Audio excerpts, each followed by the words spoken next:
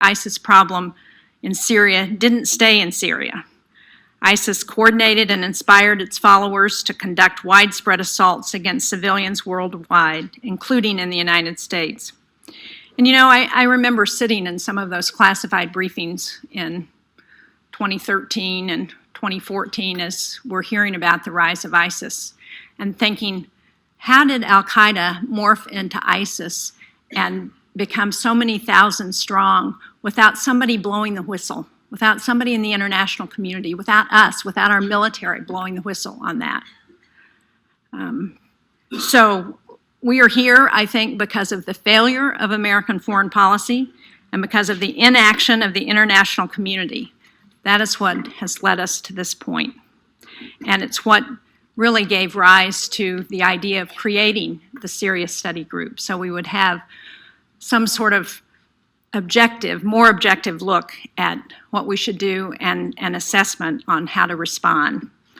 And while I had hoped we'd have this assessment several years ago, as I said, given President Trump's announcement that he wants to withdraw from Syria last December, I think this report and its recommendations have come in just the length of time. I agree wholeheartedly with the authors of this report that the United States, even with its limited footprint, has achieved extraordinary gains in Syria, and that it would be foolish to let all of that go now. In fact, Assad only controls 60% of Syria's territory, with much of that territory suffering from a proliferation of criminal gangs and poverty. And in fact, it may be, as the report suggests, that the greatest humanitarian disaster in Syria is still before us.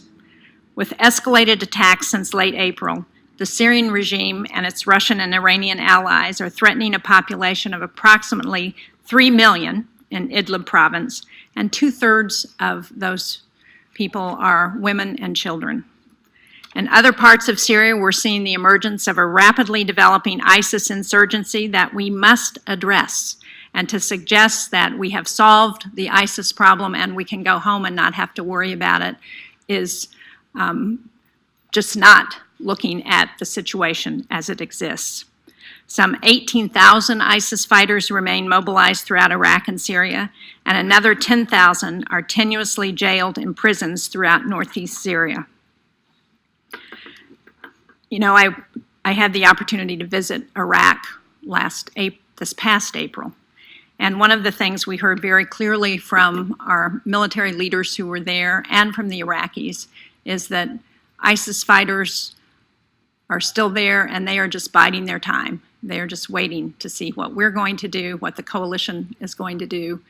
And the Iraqis were very clear that they remain a constant threat to stability in Iraq. Now, that's why it's so exciting to see what we were able to do working with some of our coalition allies in northeast Syria. And I got to witness the effect of our leadership in Syria firsthand. Last summer, I visited with Lindsey Graham, Syria, northeastern Syria. And I actually went there because I've been working with the families of James Foley and the other Americans killed there because they want to try and bring the terrorists responsible for those murders back to justice in the United States. And we think we know who some of those terrorists are who killed James Foley. They are being held in detention in Syria, and the families would like to see them brought back here to justice. So Senator Graham and I went over initially to try and see what we could find out about where they were being held, about how secure they are, and about the potential to bring them back to the United States. But what I found when I got there was something that I was not at all expecting to see, and that was a northeastern Syria that was seeing a return of refugees who had left that part of the country. It was, we went into Manbij. We walked through the marketplace without any body armor on, talked to the merchants who were in the marketplace, traveled along the road, saw the farms that were beginning to come back, very rich farmland, and met with some of the leaders in Manbij in a restaurant, sat down and talked with the SDF commanders and with the local Arab councils.